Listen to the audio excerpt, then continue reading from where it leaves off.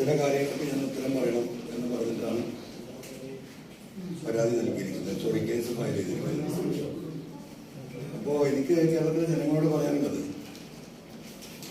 ഞാൻ ഉന്നയിച്ച വിഷയങ്ങൾക്ക് ഇതുവരെ ഒരു മറുപടി ഉണ്ടായിട്ടില്ല. ഞാൻ പി ശശിക്കെതിരെയും ADGP അജിത് കുമാറിനെതിരെയും മുഖ്യമന്ത്രിയുടെ ഓഫീസിനെതിരെയും ഉന്നയിച്ച വിഷയങ്ങൾ അതുപോലെ നിൽക്കുകയാണ്. ആ വിഷയങ്ങളിൽ സത്യസന്ധമായ ഒരു അന്വേഷണം നടത്തുകയോ ആ വിഷയങ്ങളിൽ ജനങ്ങളെ ബോധ്യപ്പെടുത്തത്തക്ക രീതിയിലുള്ള ചില നിലപാടുകൾ എടുക്കുകയോ ചെയ്തിട്ടില്ല. ആകെ ചെയ്തത് പൂരം കലക്കിയ അല്ലെങ്കിൽ പൂരം കലക്കിക്കാൻ നേതൃത്വം നൽകിയ ADGP അജിത് കുമാറിനെ ഒരു കസാരയിൽ നിന്ന് മറ്റൊരു കസാരയിലേക്ക് മാറ്റിയതാണ്. മാത്രമല്ല, അതിൽ വലിയ കള്ളക്കളി ഗവൺമെന്റ് നടത്തിയത് ADGP അജിത് കുമാറിനെ സസ്പെൻഡ് ചെയ്യണമെന്നാണ് DGP നൽകിയ റിപ്പോർട്ട്. അദ്ദേഹത്തെ കൊണ്ട് തിരുത്തിക്കാൻ ശ്രമം നടന്നു. അത് നടക്കാതെ വന്നപ്പോൾ അവസാനം ഗവൺമെന്റ് തന്നെ അദ്ദേഹത്തെ സ്ഥാനാചലനത്തിന് മാത്രം വിധേയമാക്കി. DGP കൊടുത്ത റിപ്പോർട്ടിൽ 3 അന്വേഷണം കൂടി പ്രഖ്യാപിച്ചു തൃശ്ശൂർ വിഷയത്തിൽ. അങ്ങനെ ആളുകളെ കണ്ണിൽ പൊടിയിട്ട് നിർത്തുക. വലിയ ആവേശത്തോടു കൂടി പറഞ്ഞിരുന്ന CPI ഒന്നും കാണാൻ പോലുമില്ല. കാരണം ഇടതുപക്ഷ കക്ഷികൾ അത് ഏറ്റെടുത്തു. ഒരു വിട്ടുവീഴ്ചയും ഇല്ല എന്ന് പറഞ്ഞ CPIയുടെ സംസ്ഥാന സെക്രട്ടറി അടക്കം ഏത് വഴിക്ക് പോയെന്നും കേരളത്തിലെ ജനങ്ങൾ ഇപ്പം അന്വേഷിക്കുകയാണ്. അതോടൊപ്പം ഈ സ്വർണ്ണക്കള്ളക്കടത്ത് 150 കേസാണ് പോലീസ് പിടിച്ചതായിട്ട് റെക്കോർഡുള്ളതായിട്ട് മുഖ്യമന്ത്രി പറഞ്ഞത്. ഞാൻ കൊടുത്ത മൊഴിയിൽ അന്ന് പറഞ്ഞത് ഈ 150 പേരിൽ ഒരു 10 പേരെങ്കിലും വിളിച്ചിട്ട് ഇവരെ ഈ സ്വർണം എങ്ങനെ കൊണ്ടുവന്നു, എങ്ങനെ എയർപോർട്ട് ക്ലോസ് ചെയ്തു, എങ്ങനെ പോലീസ് പിടിച്ചു, എവിടേക്ക് കൊണ്ടുപോയി, എത്രയായിരുന്നു സ്വർണം, എത്രയാണ് കോടതിയിൽ കൊടുത്തത്, ഏത് തട്ടാൻ്റെ അടുത്തായിക്കാണ് പോയത്, ഒരന്വേഷണം ഉണ്ടായിട്ടില്ല. പത്രക്കാരായ നിങ്ങളെ തന്നെ കൂട്ടിയിട്ട് ഒഫീഷ്യൽ അപ്രൈസർ എന്ന് പറയുന്ന ഉണ്ണി എന്ന് പറയുന്ന സ്വർണ്ണപ്പണിക്കാരന്റെ സ്വത്തുവകകൾ നിങ്ങൾക്കേ കാണിച്ചു 2 വർഷം കൊണ്ട് ഉണ്ടാക്കിയ ഒരന്വേഷണവും നടത്തിയിട്ടില്ല. എയർപോർട്ടിൽ രാത്രി 10 മണിക്ക് ശേഷം എയർപോർട്ട് പരിസരത്തെ കടകൾ തുറക്കാൻ പാടില്ല എന്ന അന്നത്തെ SP സുജിത് ദാസ് എന്ത് നിയമത്തിന്റെ അടിസ്ഥാനത്തിലാണ് 2 വർഷക്കാലത്തോളം ആ എയർപോർട്ട് പരിസരത്തെ കടകൾ മുഴുവൻ അടിപ്പിച്ച്? എയർപോർട്ട് നിങ്ങൾക്കറിയാം, രാപ്പകൽ 24 മണിക്കൂറും പ്രവർത്തിക്കുന്ന ഒരു സ്ഥാപനമാണ് എയർപോർട്ട്. രാത്രി കാലങ്ങളിൽ നേരം വെളുക്കുന്നവരെ ഫ്ലൈറ്റ് ഉണ്ട്. 100 കണക്കിന് ജോലിക്കാരുടെ വർക്ക് ചെയ്യുന്നുണ്ട്. എക്സ്പോർട്ടിന്റെ മുഴുവൻ കാര്യങ്ങളും നടക്കുന്നത് രാത്രിയിലാണ്. ഇവരൊക്കെ പട്ടിണിയിലാക്കുന്ന ഒരു നിലപാടായിരുന്നു എടുത്തിരുന്നത്. ഈ കടകൾ, ഹോട്ടൽസ് ഒക്കെ അടച്ചിരുന്നു. ഒരു അന്വേഷണം ഉണ്ടായിട്ടില്ല. റിദാൻ ബാസിൽ കേസ് ഇന്ന് വരെ ഒന്നും ചെയ്തിട്ടില്ല. മാത്രമല്ല, ഞാൻ കൊടുത്ത പരാതിയുടെ അടിസ്ഥാനത്തിൽ സ്പെഷ്യൽ ഇൻവെസ്റ്റിഗേഷൻ ടീമിന്റെ ഭാഗമായിരുന്ന ആ കേസിനെ അട്ടിമറിക്കാൻ അജിത് കുമാറിന്റെ നിർദ്ദേശപ്രകാരം കേസ് പുനരന്വേഷണത്തിന് ഇടവണ്ണ പോലീസ് ആപ്ലിക്കേഷൻ കൊടുത്ത് കോടതിയിൽ നിന്ന് ഒരു പെർമിഷൻ വാങ്ങി അതിനെ അട്ടിമറിച്ചു. മാമി കേസ് ഒരു അഡ്രസ്സും ഇല്ല, ഇപ്പോഴും ഇരുട്ടിൽ തപ്പുകയാണ്. അന്ന് കേസ് ഞാൻ കൊടുത്ത പരാതിയുടെ അടിസ്ഥാനത്തിൽ അന്നത്തെ ക്രൈംബ്രാഞ്ച് SP ആ കേസ് 3 ദിവസമാണ് അന്വേഷിച്ചത്. അദ്ദേഹത്തിന്റെ അന്വേഷണത്തിൽ ആ കുടുംബം തൃപ്തരായിരുന്നു. 3-ാമത്തെ ദിവസം അദ്ദേഹത്തെ പോലീസിൽ നിന്ന് തന്നെ മാറ്റി എക്സൈസ് ഡിപ്പാർട്ട്മെന്റിലേക്ക് മാറ്റി. അതുപോലെ തന്നെ സന്ദീപാനന്ദഗിരി കേസ് അന്വേഷിച്ച് യഥാർത്ഥ പ്രതികളെ അറസ്റ്റ് ചെയ്ത ക്രൈംബ്രാഞ്ച് DYSP കൊടുത്ത റിപ്പോർട്ട് ആദ്യം അന്വേഷിച്ച 4 പോലീസ് ഉദ്യോഗസ്ഥർക്കെതിരെ അവർ തെളിവ് നശിപ്പിക്കാൻ ശ്രമിച്ചിട്ടുണ്ടെന്നും യഥാർത്ഥ പ്രതികളെ രക്ഷിക്കാനുള്ള ശ്രമം നടത്തിയെന്നും CPMന്റെ ഉന്നത നേതാവ് കാരായി രാജനെ ഉൾപ്പെടെയുള്ളവരെ ആ കേസിൽ ഉൾപ്പെടുത്താൻ അവരുടെ ഫോൺ റെക്കോർഡുകൾ അടക്കം അവർ ടാപ്പ് ചെയ്തു എന്നുള്ള വിവരത്തിന്റെ അടിസ്ഥാനത്തിൽ 4 ആളുകളെ സസ്പെൻഡ് ചെയ്യാൻ യഥാർത്ഥ പ്രതികളെ പിടിച്ച DYSP കൊടുത്ത റിപ്പോർട്ടിനെ കുറിച്ച് ഒരു പരാമർശമില്ല. ഒരു കാര്യവും നടന്നിട്ടില്ല. അപ്പോ ഇത് വലിയ വിഷയമായി. എവിടെ? ഈ ചേലക്കര തെരഞ്ഞെടുപ്പിൽ DMK പിന്തുണക്കുന്ന സുധീർ വലിയ മുന്നേറ്റം ഉണ്ടാക്കാൻ പോകുന്നു. അതിന് വലിയ വോട്ട് വരുന്നത് CPM നിന്നാണ്. എന്തുകൊണ്ടാണ്? അവിടെ പാർട്ടി സഖാക്കൾ വന്ന നേതാക്കളോട് മുഴുവൻ ചോദിച്ച ചോദ്യം അതാണ്. എന്തുകൊണ്ട് ഈ കാര്യത്തിൽ ഒരു നടപടി ഉണ്ടായില്ല? അല്ല, PV അൻവർ പറഞ്ഞത് കളവാണെങ്കിൽ എന്തുകൊണ്ട് ഒരു ലീഗൽ സ്റ്റെപ്സ് PV അൻവറിനെതിരെ എടുത്തില്ല എന്നുള്ള ചോദ്യം ഉയർന്നു. ജനങ്ങൾ ഈ പറഞ്ഞ കാര്യങ്ങൾ മുഴുവൻ ഇപ്പോഴും ചർച്ച ചെയ്യപ്പെടുകയാണ്. അപ്പൊ അതിൽ നിന്ന് രക്ഷപ്പെടണം. പാലക്കാട് അതിന്റെ വലിയ തിരിച്ചടി ഉണ്ടാകാൻ പോവുകയാണ്. CPM-നെ സംബന്ധിച്ചിട്ട്. അപ്പോൾ ജനങ്ങളുടെ കണ്ണിൽ പൊടിയിടാൻ വേണ്ടി മാത്രം ഈ പറയുന്ന തലശ്ശേരി കണ്ണൂർ കോടതിയിൽ കൊണ്ടുപോയി കേസ് കൊടുത്തു. ഞങ്ങളിതാ ഒരു സ്റ്റെപ്പ് എടുത്തിരിക്കുന്നു. എന്താണ് അദ്ദേഹം പറഞ്ഞത്? പി ശശി എന്താ പറഞ്ഞത്? ഈ തെരഞ്ഞെടുപ്പ് PV അൻവർ ഈ പറയുന്ന കള്ളക്കടത്ത് സംഘങ്ങളുടെ പിന്തുണയോടെയാണ് ഇത് നടത്തുന്നത്. ആരാണ് ഈ കള്ളക്കടത്ത് സംഘങ്ങൾ? അദ്ദേഹം വ്യക്തമാക്കട്ടെ. എന്താ വ്യക്തമാക്കാൻ മടി? PV അൻവറിന് പിന്നിലുള്ള കള്ളക്കടത്ത് സംഘമാരാണ്. ഒരാളുടെ പേര് പറയട്ടെ എന്ന്. അപ്പൊ പുകമറ സൃഷ്ടിക്കുക. ഞാൻ അവസാനമായി പറഞ്ഞത് നിങ്ങൾ ഓർക്കുന്നുണ്ടോ? ഒരു ജുഡീഷ്യൽ അന്വേഷണത്തിന് പോട്ടെ. കേരളത്തിലെ ജനങ്ങളുടെ മനസ്സിൽ ഇത് സംശയമായിരുന്നെങ്കിൽ ഇന്ന് ഉറപ്പിച്ചു നിൽക്കുകയാണ്. മുഖ്യമന്ത്രിയുടെ ഓഫീസ് തന്നെയാണ് ഈ കള്ളക്കടത്തിനും ഈ കൊലപാതകത്തിനും ഈ ദുരോധാനത്തിനും പിന്നിൽ നിന്ന് മുഖ്യമന്ത്രിയുടെ ഓഫീസാണെന്ന് ഉറപ്പിച്ചിരിക്കുകയാണ്. കാരണം അജിത് കുമാറിന് ഞാൻ എതിരെ പറഞ്ഞ ഈ കാര്യങ്ങൾക്കപ്പുറം നിങ്ങൾക്കടക്കം തെളിവ് വന്നിട്ടുണ്ട്.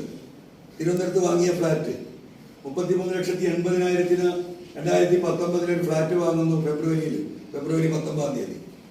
ഫെബ്രുവരി 28-ാം തീയതി 29-ാം അത് 65 ലക്ഷം രൂപക്ക് വിൽക്കുന്നു. രണ്ടിലും ഒരു പൈസ ഒഫീഷ്യൽ ഇല്ല. Paid by cash. എപ്പോൾ അദ്ദേഹം വാങ്ങുമ്പം അത് വിൽക്കുന്ന സമയത്ത് റിസീവ്ഡ് ബൈ ക്യാഷ്. ഇത്ര വലിയ നിയമവിരുദ്ധ പ്രവർത്തനം നടത്തിയ കൃത്യമായ തെളിവ് ഡോക്യുമെന്റിന്റെ അടിസ്ഥാനത്തിൽ ആ ഒരൊറ്റ കാര്യം മതി അജിത് കുമാറിനെ മണിക്കൂർ വെച്ച് സസ്പെൻഡ് ചെയ്യാൻ. ഇപ്പൊ ഇതിലൊന്നുമില്ല. ഇപ്പൊ എന്തായി? മുഖ്യമന്ത്രി ആദ്യം പറഞ്ഞിടത്തേക്ക് ഇദ്ദേഹം പോവുകയാണ്. മുഖ്യമന്ത്രി എന്താ പറഞ്ഞത്? ഈ കള്ളക്കടത്ത് സംഘത്തിന്റെ പിന്നിൽ ആരോ പ്രവർത്തിക്കുന്നുണ്ട്, പോലീസിന്റെ നടപടി അവർക്ക് ബുദ്ധിമുട്ടുണ്ടാക്കുന്നുണ്ട്. പത്രക്കാരായ നിങ്ങളുടെ ചോദ്യം അത് ആരാണ്? അൻവറാണോ? അത് എനിക്കറിയില്ല. അതേ എന്താ പറയാ പൊസിഷനിൽ നിന്നുകൊണ്ട് തന്നെ ഇപ്പോ കണ്ണിൽ പൊടിയിടാനുള്ള ഒരു പരാതിയാണ്. ഇത് കേരളത്തിലെ ജനങ്ങൾ തിരിച്ചറിയും. ഇത് പാലക്കാട് ജനങ്ങൾ ചർച്ച ചെയ്യാണ്. ഇപ്പോ ഈ പറയുന്ന EP-യുടെ വിഷയം നിങ്ങൾക്ക് വല്ലതും പിടികിട്ടിയോ? ആർക്കെങ്കിലും വല്ലതും പിടികിട്ടിയോ? എങ്ങനെയാണ് അദ്ദേഹം എഴുതാത്ത ജീവചരിത്രം പുറത്തു വന്നതെന്ന്? ആരാണ് സ്റ്റോറി ഉണ്ടാക്കിയത്? ആർക്ക് വേണ്ടിയാണ് സ്റ്റോറി ഉണ്ടാക്കിയത്? ഞാൻ അന്ന് തന്നെ പറഞ്ഞു, ഈ പറയുന്ന വിഷയത്തിൽ ഇപ്പോ സരിനെതിരെ അദ്ദേഹം നടത്തിയ പ്രസ്താവന ഈ സമൂഹത്തിൽ കമ്മ്യൂണിസ്റ്റ് പാർട്ടിയിൽ ചർച്ചയാവണം. പാലക്കാട് BJP ജയിക്കുക എന്നത് ഇവരുടെ മുൻധാരണയുടെ ഭാഗമാണ്. ഈ പറയുന്ന തൃശ്ശൂരിനെ പോലെ തന്നെ പാലക്കാട് BJP ജയിപ്പിച്ചു കൊടുക്കാമെന്ന കരാറ് ഏറ്റെടുത്തിരിക്കുന്നത് മുഖ്യമന്ത്രിയും ഈ പറയുന്ന ശശിയും തന്നെയാണ്.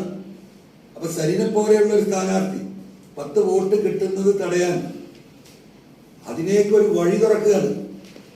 EP-യുടെ ജീവചരിത്രം, GP-യെ പുറത്താക്കണം.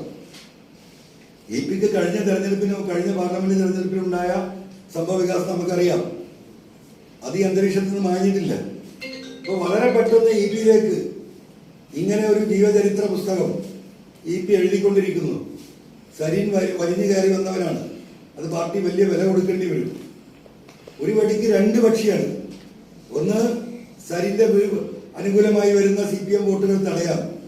രണ്ടാമത് EP ജയരാജനെ ഈ പാർട്ടിയിൽ നിന്ന് പുറത്താക്കണം.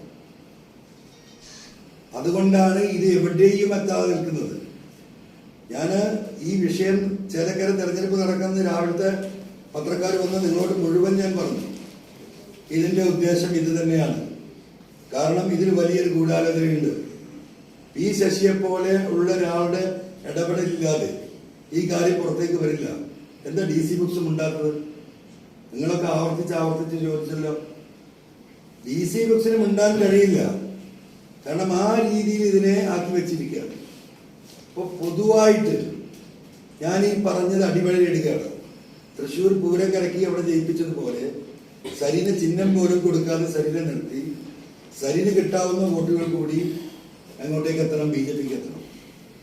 ആ ഒരു സാഹചര്യം മനഃപൂർവ്വം സൃഷ്ടിക്കുകയാണ്. ആ മനഃപൂർവ്വം സൃഷ്ടിക്കുന്നതിൽ നിന്ന് അവരുടെ ഇൻവോൾവ്മെന്റിന്റെ ശ്രദ്ധ ഇപ്പൊ 2 ദിവസമായിട്ട് ഇന്നലെ തൊട്ടുള്ള ചർച്ച എന്താ? ശശി കൊടുത്ത കേസാണ്. മറ്റത് മുങ്ങാണ്. ഏത്? ഈ പറയുന്ന EP-യുമായി ബന്ധപ്പെട്ട വിഷയം മുങ്ങിപ്പോവുകയാണ്. ഈ രീതിയിൽ ഒരു അടിസ്ഥാനമില്ലാതെ കൊള്ള സംഘം, ആ കൊള്ള സംഘം തന്നെയാണ് ഞാൻ ഇപ്പോഴും ഈ പറയുന്ന കാര്യങ്ങൾ മുഴുവൻ നടത്തിക്കൊണ്ടിരിക്കുന്നത്. ADGP അജിത് കുമാർ തന്നെയാണ് ഈ കാട്ടുകള്ളനെ ഞാൻ വിളിച്ചില്ലേ, അതിൽ നിന്ന് ഒരു വിട്ടുവീഴ്ചയില്ല. കൊള്ളസംഘം, ആ കൊള്ളസംഘം എന്ന് പറഞ്ഞാൽ എന്റെ പിന്നിലല്ല, മുഖ്യമന്ത്രിയുടെ ഓഫീസ് തന്നെയാണ് കൊള്ളസംഘം. അത് കേരളത്തിലെ ജനങ്ങൾ തിരിച്ചറിയുന്ന തെരഞ്ഞെടുപ്പ് റിസൾട്ടുകളാണ് ഇവിടെ പാലക്കാടും അതുപോലെ തന്നെ ചേലക്കരയിലും വരാൻ പോകുന്നത്. അത് തന്നെയാണ് അടിസ്ഥാനപരമായിട്ട് പറയാനുള്ളത്.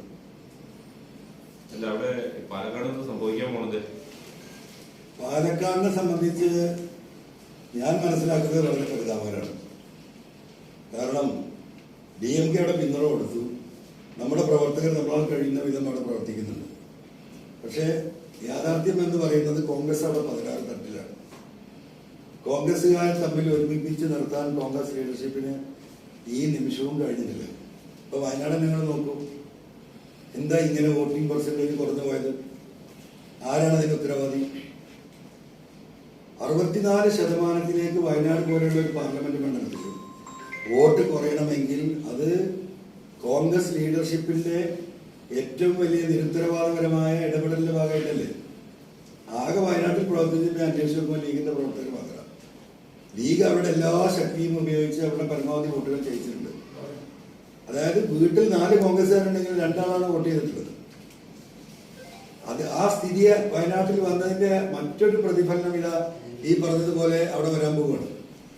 അവിടെ ആളുകൾ കോൺഗ്രസ് പ്രവർത്തകർ ഇപ്പൊ നടക്കുന്നത് ഞാൻ മനസ്സിലാക്കിയതും അന്വേഷിച്ച് മനസ്സിലാക്കിയതും ലീഡർഷിപ്പിന്റെ എന്താ പറയാ അതിപ്രസരമാണ് എല്ലാ ഉപതെരഞ്ഞെടുപ്പിലും ഉണ്ടാകുക. സ്വാഭാവികമായിട്ട് ഈ വരുന്ന നേതാക്കന്മാരുടെ പരിപാടിയിൽ പങ്കെടുക്കാൻ അവരുടെ പിന്നാലെ നടക്കുകയാണ് ആര്?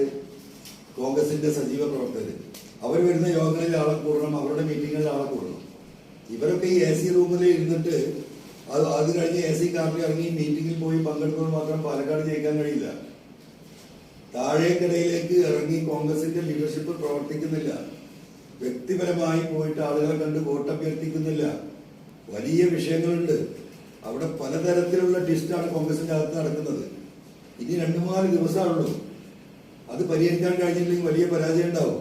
അവിടെയും ലീഗിനുള്ള ശേഷി ഉപയോഗിച്ച് ലീഗ് അവിടെ പ്രവർത്തിക്കുന്നുണ്ട്. പക്ഷേ കോൺഗ്രസ് ഈ പ്രവർത്തനത്തിന്റെ കാര്യത്തിൽ വളരെ മന്ദീഭവിച്ചാണ് പോകുന്നത്. മറ്റൊരു വലിയ വിഷയം, വലിയ ഡേഞ്ചറസ് ആയിട്ടുള്ള വിഷയം, BJPയുടെ സ്ഥാനാർത്ഥി കൃഷ്ണകുമാർ വ്യക്തിപരമായിട്ട് ഓരോ ഗ്രൂപ്പുകളെയും കുടുംബത്തെയും തറവാട്ടിനെയും കാണുന്നു.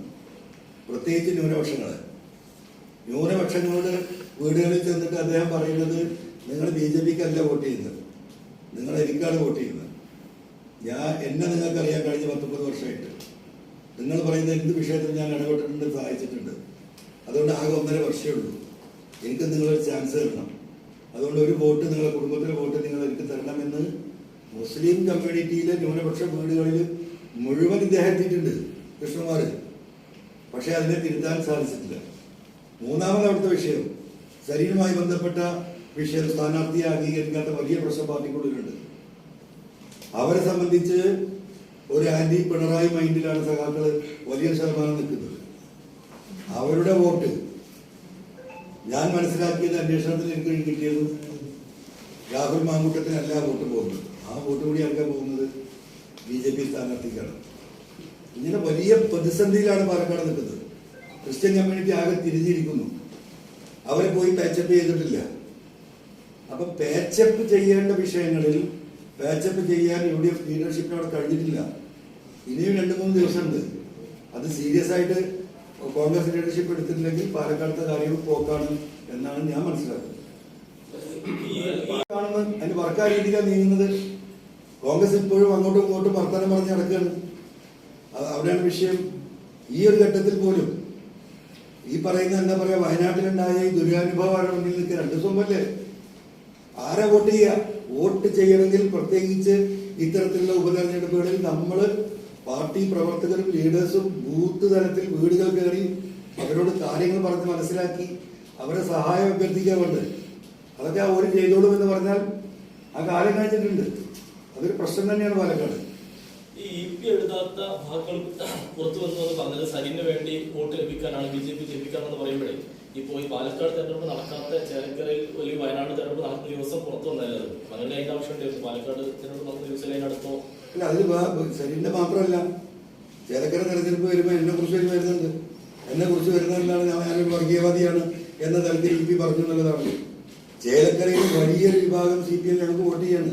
ഞങ്ങളിപ്പോൾ ഞങ്ങൾ 2000 വോട്ട് പിടിക്കും, 3000 വോട്ട് പിടിക്കുന്ന ഒരു ധാരണയിലാണ് ഇരിക്കുന്നത്. അത് നിങ്ങൾക്ക് ഇപ്പോൾ നിങ്ങൾ 5000 എത്തിയിട്ടുണ്ട്.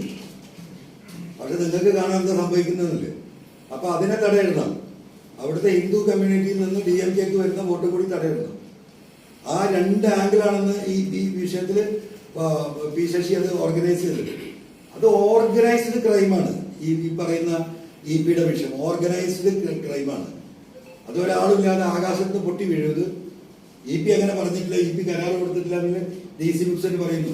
പിന്നെ ആര് കൊടുത്തു, എങ്ങനെ അത് വന്നു, അന്വേഷണ വിധേയമാക്കണ്ടേ? പരിപൂർണമായിട്ട് പൊളിറ്റിക്കൽ തന്നെയല്ലേ, അല്ലാതെ വേറെ ആരെന്ന്? മുഖ്യമന്ത്രിയുടെ ഓഫീസ് അല്ലാതെ ആരാ ഇവിടെ BJPയെ ജയിപ്പിക്കാൻ വേണ്ടിയിട്ട് കമ്മ്യൂണിസ്റ്റുകാർ നടക്കുന്നുണ്ടോ? ഇവിടെ കമ്മ്യൂണിസ്റ്റുകാരല്ലല്ലോ നടക്കുന്നത്, മുഖ്യമന്ത്രിയുടെ ഓഫീസ് തന്നെയല്ലേ ഈ വിഷയങ്ങൾ നടത്തുന്നത്. EP യുടെ സാന്നിധ്യം പാർട്ടിയിൽ നിന്ന് പോകേണ്ട ആവശ്യമില്ല. ഭാവി മുഖ്യമന്ത്രിയായിട്ട് മുഖ്യമന്ത്രിയുടെ ഓഫീസ് പ്ലാൻ ചെയ്യുന്ന ആരെയാണ്? ഈ പറയുന്ന മരുമകനെയാണ്, റിയാസിനെയാണ്. അപ്പൊ മനുഷ്യരുമായി ബന്ധമുള്ള സംസ്ഥാന ലീഡർഷിപ്പിലെ ഓരോരുത്തരും അതിൽ നിന്ന് ഒഴിവാകണമെന്ന് ആഗ്രഹിക്കുന്നത് മുഖ്യമന്ത്രിയുടെ ഓഫീസാണ്. അപ്പൊ പറയാൻ പറഞ്ഞ ഒരു വടിക്ക് 2 പക്ഷിയാണ്. അവിടെ സരിന്റെ വോട്ട് കുറയ്ക്കുകയും ചേലക്കരയിൽ ഞങ്ങൾക്ക് കിട്ടാവുന്ന വോട്ടുകൾ വർഗീയത പറഞ്ഞ് കുറയ്ക്കുകയും അതിനോടൊപ്പം ഈ പറയുന്ന EPയെ വെട്ടുകയും ചെയ്യുക. അത്ര ബുദ്ധിപൂർവ്വമുള്ള തീരുമാനമല്ലേ എടുത്തത്? അതുകൊണ്ടല്ലേ ഇപ്പൊ നിങ്ങളൊക്കെ അന്വേഷിച്ചല്ലോ, എത്ര ദിവസം എന്താ ഒരു തുമ്പ് കിട്ടുന്നില്ലല്ലോ, ഒരു പിടിയും കിട്ടുന്നില്ല. ഇത് നാളെ വെളിച്ചത്ത് വരുന്നത് സത്യാവസ്ഥയാണ്. മുഖ്യമന്ത്രിയുടെ അറിവോട് കൂടി തന്നെയാണെന്നാണോ? അല്ല, പി ശശിക്ക് ക്ലീൻ ചീറ്റ് കൊടുത്ത ആളല്ലേ മുഖ്യമന്ത്രി. ആ പത്രസമ്മേളനത്തിൽ എന്താ പറഞ്ഞ, ഞാനൊരു 5-8 കാര്യങ്ങൾ സംസ്ഥാന കമ്മിറ്റിക്ക് പരാതി കൊടുക്കാമല്ലോ. ആ പരാതി കൊടുത്ത് പറയുന്ന വിഷയങ്ങളിൽ ഇതൊക്കെ പെട്ടിരുന്നല്ലോ. അത് അവജ്ഞയോടെ തള്ളിക്കളയുന്നു മുഖ്യമന്ത്രി പറഞ്ഞു. ഏറ്റവും വിശ്വസ്തനായ സത്യസന്ധനായ എന്റെ സഹപ്രവർത്തകനാണ് പി ശശി എന്ന് മുഖ്യമന്ത്രി പറഞ്ഞു. ഇതിന്റെ നായനാർ മന്ത്രിസഭയിൽ നിന്ന് പുറത്തു പോയത് എന്തിന്റെ അടിസ്ഥാനത്തിലാണ്? എന്തായിരുന്നു വിഷയം? ആരുമായി ബന്ധപ്പെട്ട ഒരു പാർട്ടി സഖാവ് MLA ആ സഖാവിന്റെ മകളെ കയറി പിടിച്ചതിനാണ് പുറത്താക്കിയത്. ഒരു പാർട്ടി ഇന്നത്തെ ജീവിച്ചിരിപ്പുണ്ടല്ലോ, കണ്ണൂർ പോയെന്ന് ചോദിക്കുന്ന നിങ്ങൾ ആർക്കാണ് അറിയാത്തത്? അങ്ങനെ പാർട്ടിയിൽ നിന്ന് ഒഴിവാക്കി എന്താ പറയാ ബ്രാഞ്ചിലേക്ക് ആക്കി ആളില്ല വക്കീലായിട്ട് കണ്ണൂർ കൂടെ നടക്കുന്ന ഒരുത്തനെ ആരാ പിടിച്ചു കയറ്റി ഈ പൊസിഷനിൽ കൊടുത്തിരുത്തിയത്?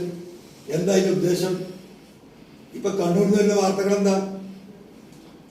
ഇവിടെ കേരളത്തിൽ പിണറായി സത്തിനെതിരെയാണ് പാർട്ടിയിൽ വലിയ വിഷയം ഉണ്ടെങ്കിൽ കണ്ണൂരിൽ 2 വിഷയമാണ്. പിണറായി സത്തോടൊപ്പം തന്നെ ശശി വിരോധം. അദ്ദേഹം പൊളിറ്റിക്കൽ സെക്രട്ടറിയായി വന്നതിന് ശേഷം RSS CPM തമ്മിലുള്ള സംഘർഷത്തില് RSSകാർ കൊലയാളികളായിട്ട് എല്ലാ കേസും വിട്ടുപോവാ. അവിടുത്തെ സഖാക്കൾ പറയുന്നതാണ്, എല്ലാ കേസും വിട്ടുപോകുന്നു. സഖാക്കൾ പ്രതികളായിട്ടുള്ള കേസിൽ എല്ലാവരും ശിക്ഷിക്കപ്പെടുന്നു. ഇതെങ്ങനെ സംഭവിക്കുന്നു എന്ന് കണ്ണൂരിലെ സഖാക്കൾ പാർട്ടി നേതൃത്വത്തോട് ചോദിക്കുമ്പോൾ അതിനൊരു ഉത്തരമില്ല. കൃത്യമായും അവിടുത്തെ RSS ലോബിയുമായിട്ടുള്ള പി ശശിയുടെയും മുഖ്യമന്ത്രിയുടെ ഓഫീസിന്റെയും ബന്ധം കണ്ണൂരിലെ സഖാക്കൾ അനുഭവിച്ചുകൊണ്ടിരിക്കുകയാണ്. രക്തസാക്ഷി കുടുംബങ്ങൾ മുഴുവൻ തിരിഞ്ഞില്ലേ? എന്താ രക്തസാക്ഷികളെ കുറിച്ച് പറയുന്നത്? എന്താ അവരുടെ നിലപാട്? ഇതൊക്കെ ഈ തെരഞ്ഞെടുപ്പിൽ ചർച്ചയാണ് സഖാക്കളുടെ ഇടയിൽ. അതിന് എന്നെ കൊള്ള സംഘത്തിന്റെ ആക്കി കള്ളക്കേസ് കൊടുത്തുകൊണ്ടൊന്നും രക്ഷപ്പെടും എന്ന് പി ശശി മുഖ്യമന്ത്രിയുടെ ഓഫീസിൽ കരുതണ്ട. ഇത് തന്നെയാണ് ഇതിന്റെ വസ്തുത. EP ജയരാജൻ പറഞ്ഞത് താൻ എഴുതിയ ജീവചരിത്രമേ അല്ല പുറത്തു വന്നതെന്നാണ്. അങ്ങനെയാണെങ്കിൽ പി ശശിയോ മുഖ്യമന്ത്രിയുടെ ഓഫീസോ മാനിപ്പുലേറ്റ് ചെയ്തു എന്നാണോ പറയുന്നത്? അല്ലാതെ ആകാശത്ത് നിന്ന് ആരെയും മാനിപ്പുലേറ്റ് ചെയ്യോ? ആർക്കാണ് ഇത് മാനിപ്പുലേറ്റ് ചെയ്യാനുള്ള ശേഷി ആർക്കാണുള്ളത്? ഇത് മാനിപ്പുലേറ്റ് ചെയ്യുന്നതിന് ഒരു ഉദ്ദേശം ഉണ്ടല്ലോ, വെറുതെ അല്ലല്ലോ മാനിപ്പുലേറ്റ് ചെയ്യുന്നത്. ആ ഉദ്ദേശങ്ങൾ ഇപ്പൊ ഞാൻ ഈ പറഞ്ഞ കാര്യങ്ങൾ നിങ്ങൾക്ക് കൂട്ടി വായിക്കൂ. അപ്പൊ ഇത് നാളെ പുറത്തു വരും. DC ബുക്സിന്റെ വായ തുറക്കാൻ ശേഷിയില്ലാത്തത് അവർ വിവരം അറിയും. അത് തന്നെ അവരുമായി ബന്ധപ്പെട്ട അവരുടെ പല പ്രശ്നങ്ങളുണ്ട്. അവരുടെ ഇൻകം ടാക്സ് പ്രശ്നമുണ്ട്. അവർ കൊടുത്ത എന്താ പറയാ ഇൻകം ടാക്സിൽ കൊടുത്ത റിട്ടേൺസിൽ വലിയ എന്താ പറയാ തിരിമറികൾ നടത്തിയിട്ടുണ്ട്. അതിന്റെ കണക്ക് പി ശശിയുടെ കയ്യിലുണ്ട്. ആ മുൾമുനയിൽ നിർത്തിയിരിക്കുകയാണ് DC ബുക്സിനെ മിണ്ടിപ്പോവരുത് തെരഞ്ഞെടുപ്പ് കഴിഞ്ഞവരെന്ന്. ഇത് വസ്തുതയല്ലേ? ഈ വസ്തുതകളൊക്കെ നിലനിൽക്കുമ്പോൾ നിങ്ങളെല്ലാം കൂടി കേരളത്തിലെ മുഴുവൻ പത്രമാധ്യമങ്ങളും അന്വേഷിച്ചിട്ട് ഒരു തുമ്പും കിട്ടാത്തതിന്റെ കാരണം എന്താ? അതിന് ശേഷിയുള്ളവരാണ് മാനിപ്പുലേറ്റ് ചെയ്തിട്ടുള്ളത്.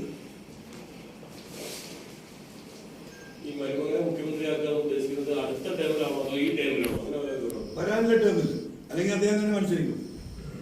എന്തെങ്കിലും മാർഗം ഉണ്ടെങ്കിൽ റിയാസിനെ പൊക്കിക്കൊണ്ടുവരാനുള്ള അവസാനത്തെ പരിശ്രമമാണ്. അത് പാർട്ടി എങ്ങനെ നേരിടുമെന്നുള്ളത് പാർട്ടിക്ക് അറിയുള്ളൂ, എനിക്കതിനെ കുറിച്ച് അറിയില്ല. കാരണം യുവാക്കളാണ് മുഖ്യമന്ത്രിയായി വരേണ്ടതെന്നില്ല തീരുമാനം. കഴിഞ്ഞ ടേമിലാണല്ലോ 2 കൊല്ലം കഴിഞ്ഞപ്പോൾ എല്ലാവരും പറ്റില്ല എന്ന് പറഞ്ഞ് ആരൊക്കെ വെട്ടി, ഐസക്കിനെ വെട്ടി, ടീച്ചറെ വെട്ടി, സുധാകരനെ വെട്ടി. കൃത്യമായി പാർട്ടിയുടെ ലീഡർഷിപ്പിലും ഭരണത്തിലും നല്ല സ്വാധീനവും അറിവും തെളിവും വിവരമുള്ള ആളുകളെ മുഴുവൻ വെട്ടി നിരത്തിയിട്ട് ഇപ്പൊ കൊണ്ടുവച്ചുള്ള സ്ഥിതി കാണുന്നുണ്ടല്ലോ. ആർക്കാ ഭരിക്കാൻ കഴിയുന്നത്? ഏത് വകുപ്പാണ് മര്യാദയ്ക്ക് പോകുന്നത്? എല്ലാ വകുപ്പും പേരിന് അതിന്റെ ഒരു മാനേജർമാരാണ് മന്ത്രിമാര്. സ്വന്തമായി തീരുമാനമെടുക്കാൻ കഴിയുന്ന ഏതെങ്കിലും മന്ത്രി ഉണ്ടോ? ഉണ്ടെങ്കിൽ തന്നെ എന്താ സ്ഥിതി? എല്ലാ ഫയലും മുഖ്യമന്ത്രി കാണണം. മന്ത്രിമാരെ പിടിച്ച് മാനേജർമാരാക്കി ആ വകുപ്പിന്റെ കേരളത്തിന്റെ രാഷ്ട്രീയ ചരിത്രത്തിൽ ഉണ്ടായിട്ടുണ്ടോ? അതുകൊണ്ടല്ലേ ഈ ഭരണം ഈ കോലത്തിലായിപ്പോയത്. ഉദ്യോഗസ്ഥ മേധാവിത്വം അവര് പറയുന്നതിനപ്പുറമില്ല. ബ്യൂറോക്രസിയുടെ കയ്യിൽ ഈ നാടിനെ കൊണ്ട് ഏൽപ്പിച്ചു 8 വർഷം കൊണ്ട് പിണറായി. അത് തന്നെയാണ് ഈ നാട് അനുഭവിക്കുന്നത്. ഈ വയനാട്ടിലെ 1.25 ലക്ഷത്തോളം വോട്ട് പോൾ ചെയ്യില്ല. ഇത് കോൺഗ്രസിന്റെ ഭൂരിപക്ഷത്തെ എത്രമാത്രം ബാധിക്കും? അത് ബാധിക്കുമല്ലോ. 1.25 ലക്ഷം നമ്മൾ ഒരു ആ 1.25 കൂടെ 1.5 ലക്ഷം കൂടി വോട്ട് കൂടി ചെയ്യുമെന്നായിരുന്നു ജനങ്ങൾ കണക്കാക്കിയിരുന്നത്. പ്രിയങ്ക ഗാന്ധി കണക്കാക്കിയിരുന്നത്, AICC കണക്കാക്കി. നമ്മളൊക്കെ മനസ്സിലാക്കി കണക്കാതായിരുന്നല്ലോ. പക്ഷെ ഒരാഴ്ചത്തിന് മുമ്പ് നമുക്കൊക്കെ മനസ്സിലായി, പത്രക്കാരെ നിങ്ങൾക്ക് മനസ്സിലായിട്ടുണ്ടോ? നാട്ടുകാരങ്ങ് വന്ന് വോട്ട് ചെയ്തങ്ങ് ഭൂരിപക്ഷം വർദ്ധിപ്പിച്ചോളും എന്ന് പറഞ്ഞിട്ട് ഓരോരുത്തരും വഴിക്ക് പോയി. നേതാക്കന്മാരൊക്കെ എന്താ പറഞ്ഞ ഈ AC റൂമിൽ നിന്ന് പുറത്തിറങ്ങിയിട്ടില്ല. ഒരു ദുരന്തമായില്ലേ ഇഷ്ടത്തിൽ ഈ റിസൾട്ട്, വോട്ടിംഗ് പെർസെൻറ്റേജ്. ആ ഉത്തരവാദിത്വത്തിൽ നിന്ന് ഈ പറയുന്നവർക്ക് ഒഴിയാൻ കഴിയും. 3 DCC പ്രസിഡന്റുമാരുണ്ട്. നിങ്ങളൊന്ന് ആലോചിക്കണം. മലപ്പുറം, കോഴിക്കോട്, വയനാട് 3 ജില്ലാ കോൺഗ്രസ് കമ്മിറ്റിയുടെ കീഴിലാണ് ഓരോ മണ്ഡലം. സാധാരണ ഒരു പ്രസിഡന്റ് മണ്ഡലത്തിലാണ്. പക്ഷെ ഇവിടുത്തെ ജിയോഗ്രഫിക്കലി അങ്ങനെയാണ്. ഈ 3 ജില്ലാ കോൺഗ്രസ് കമ്മിറ്റിയുടെ പ്രസിഡന്റുമാരുണ്ടായിട്ട് എത്ര കാലം നേതാക്കന്മാര് താഴേക്കുള്ളവരുണ്ട്? എന്താണ് അവർ സ്വീകരിച്ചത്? ഈ മുസ്ലിം ലീഗുകാർ പാവം അങ്ങോട്ടും ഇങ്ങോട്ടും ഓടി അവർ കുറെ ആളെ കൊണ്ടുപോയി കൂട്ടി ആ ബൂത്ത് പരിശോധിക്കുമ്പോൾ മനസ്സിലാവും. ഞാനിപ്പോ നമുക്ക് ഒരു പരീക്ഷണാടിസ്ഥാനത്തിൽ ചില ബൂത്തുകളിലൊക്കെ കണക്ക് നമ്മൾ എടുത്തു. അതിൽ കൃത്യമാണ് ലീഗിന് സ്വാധീനത്തിലെടുത്ത് വോട്ട് നടന്നിട്ടുണ്ട്. മറ്റുള്ള ബൂത്തുകളിലാണ് വോട്ട് നടക്കാതെ പോയത്. അപ്പൊ കോൺഗ്രസിന്റെ പ്രവർത്തകരുടെയും നേതാക്കന്മാരുണ്ടായ ആ ഉദാസീനത, അതിന്റെ ദുരന്തമാണ് ഇത്രയും പെർസെന്റേജ് ഓഫ് വോട്ട് കുറഞ്ഞത്. ഏകോപനം ഉണ്ടായില്ല എന്ന് മാത്രമല്ല, ഏകോപിച്ച പ്രവർത്തനം ഉണ്ടായില്ല. PCCയുടെ വിഷയത്തിൽ ശശി പറഞ്ഞത് അദ്ദേഹം അയച്ച നോട്ടീസിൽ താങ്കൾ പോസിറ്റീവായിട്ട് പ്രതികരിച്ചില്ല. അതായത് കൃത്യമായ മറുപടി തൃപ്തികരമല്ലാത്തതുകൊണ്ട് അദ്ദേഹം നിയമ നടപടികളിൽ പോകുന്നുണ്ട്. സ്വാഭാവികമായും ആ കേസുകൊണ്ട് അദ്ദേഹം മുന്നോട്ട് പോകുമ്പോൾ ഏതെങ്കിലും തരത്തിലൊരു ആശങ്കയുണ്ടോ? ഒരാശങ്കയില്ല. ഇപ്പൊ 10-20 കേസായില്ലേ പ്രശ്നത്തെ. കേസുകൾ വന്നുകൊണ്ട് ഇന്നൊന്നും തുടങ്ങിയല്ലോ. ഇപ്പൊ കഴിഞ്ഞ 2.5 മാസമായിട്ട് കേസ് വന്നുകൊണ്ടിരിക്കുകയാണ്. അപ്പൊ അതിൽ എവിടെയെങ്കിലും അവരെന്നെ ലോക്ക് ചെയ്യും. അതിന് പരമാവധി പരിശ്രമം നടത്തുന്നുണ്ട്. പിന്നെ അദ്ദേഹത്തിന് വക്കീൽ നോട്ടീസിന് മറുപടി കൊടുത്തില്ല എന്ന് പറഞ്ഞാൽ PCC അയക്കുന്ന വാറോലക്ക് മറുപടി കൊടുക്കുന്ന പണിയൊന്നും എനിക്കില്ല. നമുക്ക് കോടതിയിൽ കാണാം. അത് ലീഗലായിട്ട് ആലോചിച്ചിട്ട് തന്നെ മറുപടി കൊടുക്കാതിരുന്നത്. അപ്പൊ എന്താ അദ്ദേഹം പറഞ്ഞത്? രാഷ്ട്രീയത്തിൽ നിന്ന് ഒറ്റപ്പെട്ടപ്പോ, ജനശ്രദ്ധ നഷ്ടപ്പെട്ടപ്പോ MLA ജനശ്രദ്ധ നേടാനാണ് എൻ്റെ പേരിൽ ഈ ആരോപണം ഉന്നയിക്കുന്നത്. അങ്ങനെയാണ് എനിക്ക് മമ്മൂട്ടിൻ്റെയും മോഹൻലാലിൻ്റെയൊക്കെ പേരിൽ ഉന്നയിച്ചപ്പോൾ നല്ല കേസ് ഉണ്ടായിരുന്നത്. ഇത് തുറക്കുന്ന സമയത്താണല്ലോ ഈ സംഗതി ഉണ്ടായിരുന്നത്. അദ്ദേഹത്തിന് വലിപ്പപ്പുറം മനസ്സിലായില്ല. അയാളെന്തോ വലിയൊരു സംഭവമാണെന്ന് വിചാരിച്ചിരിക്കുകയാണ്. ഈ ശശിക്ക് ഈ നാട്ടിലുള്ള ജനങ്ങളുടെ ഇടയിലുള്ള ഇന്നത്തെ വാല്യൂ എന്താന്നുള്ളത് എല്ലാവർക്കും അറിയാലോ. എന്നിട്ട് എനിക്ക് പേരെടുക്കണമെങ്കിൽ ഇങ്ങനെ ഈ വാല്യൂലെസ് ആയിട്ടുള്ള ഈ ചങ്ങാതി പിന്നാലെ പോകണം നടന്നത്. അതിലൊന്നും ഒരു കഥയില്ല. തലശ്ശേരി കോടതി PV അൻവറിനെ എത്തിക്കുന്ന പറഞ്ഞിട്ടുള്ളത്.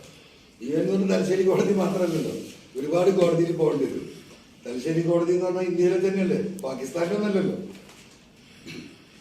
ഈ താങ്കൾ EP ആയിട്ടൊക്കെ അടുത്ത് വന്നാണെന്നാണ് മനസ്സിലാക്കുന്നത്. അപ്പൊ ഈ പുസ്തകവുമായി ബന്ധപ്പെട്ട് ഈ താങ്കളിപ്പോ പറഞ്ഞ കാര്യങ്ങളെ ഇപ്പൊ EP താങ്കളടുത്ത് പറഞ്ഞ കാര്യമാണോ അതെല്ലാം താങ്കൾ മനസ്സിലാക്കിയെടുത്താണോ ഈ പി ശശിയാണ് ഇതിൽ നിന്നതൊക്കെ? അല്ലെ, EP ജയരാജ അങ്ങനെയൊന്നും പറഞ്ഞിട്ടില്ല. ഞാൻ എൻ്റെ അന്വേഷണത്തിൽ മനസ്സിലാക്കിയെടുത്ത കാര്യങ്ങളാണ്, എൻ്റെ ബോധ്യം തന്നെയാണ്. ഇപ്പൊ ചില കാര്യങ്ങൾ കൂടി ഉണ്ട്, നമുക്ക് തെരഞ്ഞെടുപ്പിന് അന്ന് നമുക്ക് ഇതേപോലെ രാവിലെ വിടാം. എനിക്ക് കിട്ടിയ ചില തെളിവുണ്ട്, ചില ഫോൺ കോൾസ് ഉണ്ട്. അപ്പോൾ അതൊന്ന് ക്ലിയർ ആവുമല്ലോ, ആരാത് ഈ കളി നടത്തിയതല്ല. എങ്ങനെ ഈ പുസ്തകവുമായി ബന്ധപ്പെട്ട് തന്നെ ആർക്കൊക്കെ വിളിച്ചതെന്നില്ല നമുക്കറിയാലോ.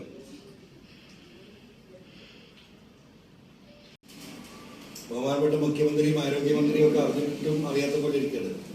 അവിടെ വളരെ രൂക്ഷമായ മഞ്ഞപ്പിത്തമാണ് എന്താ പറയുക വഴിക്കടവ് പഞ്ചായത്തിൽ. കഴിഞ്ഞ വർഷം പോത്തുകല്ല് പഞ്ചായത്തിലായിരുന്നു. പോത്തുകല്ലിനോട് തൊട്ടടുത്ത് നിൽക്കുകയാണ്. കഴിഞ്ഞ പ്രാവശ്യം 2-3 ആൾ മരണപ്പെട്ടതാണ്. അപ്പോൾ അത് എൻഡമിക് സ്റ്റേജ് എന്നാണ് ഡോക്ടേഴ്സ് പറയുന്നത്. എൻഡമിക് സ്റ്റേജ് പറഞ്ഞാൽ നമുക്ക് പിടിച്ചു കെട്ടാൻ പറ്റാത്ത അവസ്ഥയാണ്. ഈ ഹെൽത്ത് ഡിപ്പാർട്ട്മെന്റിൽ നിന്ന് ഒരു മനുഷ്യൻ വഴിക്കടവ് പഞ്ചായത്തിലേക്ക് വന്നിട്ടില്ല. PV അൻവറിനെ തോൽപ്പിക്കാൻ വേണ്ടിയിട്ട് ഈ പാവപ്പെട്ട മനുഷ്യന്മാരെ കൊല്ലരുത് എന്ന വലിയ ഒരു റിക്വസ്റ്റ് മുഖ്യമന്ത്രിയോടും ബഹുമാനപ്പെട്ട ആരോഗ്യമന്ത്രിയോടും ഉണ്ട്. അതിനാവശ്യമായിട്ടുള്ള അടിയന്തര നടപടികൾ സ്വീകരിക്കണമെന്ന് ഈ പത്രക്കാരുടെ ഈ വഴി നിങ്ങൾ അറിയിക്കുകയാണ്. പിന്നെ ഇപ്പോൾ നടത്താൻ പോകുന്നത് കേന്ദ്ര ഗവൺമെൻറ് 5 പൈസയും കിട്ടിയിട്ടില്ലല്ലോ. 400 ആൾ മരിച്ചിട്ട് വയനാട്ടിൽ ഒരു പൈസയും കൊടുക്കാൻ കേന്ദ്രം തയ്യാറായിട്ടില്ല. അതിനിപ്പോൾ 19-ാം തീയതി വലിയ ഹർത്താൽ നടത്താൻ പോവാം. UDF-ഉം LDF-ഉം സംയുക്തമായി ആ ഹർത്താലും കൂടി നടത്തി ആ മനുഷ്യരെ ബുദ്ധിമുട്ടിക്കുന്നതിൽ എന്തർത്ഥമുള്ളത്? ഇവിടെ 140 MLA-മാരും 20 MP-മാരും ഉണ്ട്. അതിന് പുറമെ രാജ്യസഭാ MP-മാരുണ്ട്. സർക്കാരിന്റെ ശ്രദ്ധയും ദേശീയ ശ്രദ്ധയും ഇത് പിടിച്ചു പറ്റുകയാണെങ്കിൽ വേണ്ടതല്ല, സംയുക്തമായിട്ട് എല്ലാവരും പോയി പ്രധാനമന്ത്രിയുടെ ഓഫീസിന്റെ മുന്നിലാണ് സമരം നടത്തുന്നത്. അതിന് സർക്കാരിന്റെ ചെലവൊന്നുമില്ലല്ലോ. അവനവന്റെ ചെലവാകാം. MLA-മാരും MP-മാരെടുത്ത് ടിക്കറ്റ് എടുത്ത് പോകേണ്ട മുടക്കല്ലേ ഉള്ളൂ. കിടന്നുറങ്ങാൻ അവിടെ കേരള ഹൗസിലോ YMCയിലോ എവിടെയും കിടക്കുക, ഒരു രാത്രിയല്ലേ ഉറങ്ങേണ്ടുള്ളൂ. ഇതൊരു ദേശീയ പ്രശ്നമായി ഗൗരവതരമായിട്ട് കേന്ദ്ര സർക്കാരിന്റെ ഈ നിലപാടിനെതിരെ ശക്തമായ നിലപാടെടുക്കാനാണ് ഈ LDF-ഉം UDF-ഉം ഉദ്ദേശിക്കുന്നതെങ്കിലും ചെയ്യേണ്ടതാണ്. ഇല്ലെങ്കിലേ പട്ടിണി അവിടെ കൊണ്ടുപോയിട്ട് ഹർത്താല. ആരറിയാൻ, ആരിടപെടാൻ?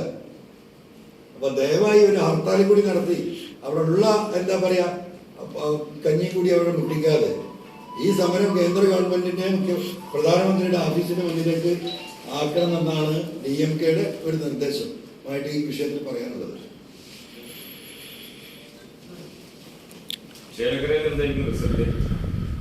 ചേലക്കരയിൽ 20,000 വോട്ട് തൊട്ട് ജയിക്കാവുന്ന വോട്ട് വരെ ഞങ്ങൾ മുന്നോട്ട് പോകും. 20,000 വോട്ടിൽ നിന്ന് ഒരു വോട്ടും കുറയില്ല എന്ന് അന്ന് പറഞ്ഞതുപോലെ തന്നെ 1000 തവണ ഉറപ്പിച്ച് പറയാൻ സാധിക്കും. അത് പറയാൻ പറ്റില്ല. അത് ആരും നന്മയ്ക്ക് ജയിക്കാൻ പറ്റുമെന്നല്ലേ നോക്കിയത്. അതിൽ CPM-ൽ നിന്ന് ഞങ്ങൾ ഉദ്ദേശിച്ച രീതിയിലുള്ള വലിയ വോട്ട് വരികയും UDF-ൽ നിന്ന് അത്ര തന്നെ വോട്ട് വരാതിരിക്കുകയും ചെയ്യുകയാണെങ്കിൽ ഒരുപക്ഷെ രമ്യക്ക് ചെറിയൊരു എഡ്ജ് ഉണ്ടാവും. അത് പറയാൻ പറ്റില്ല.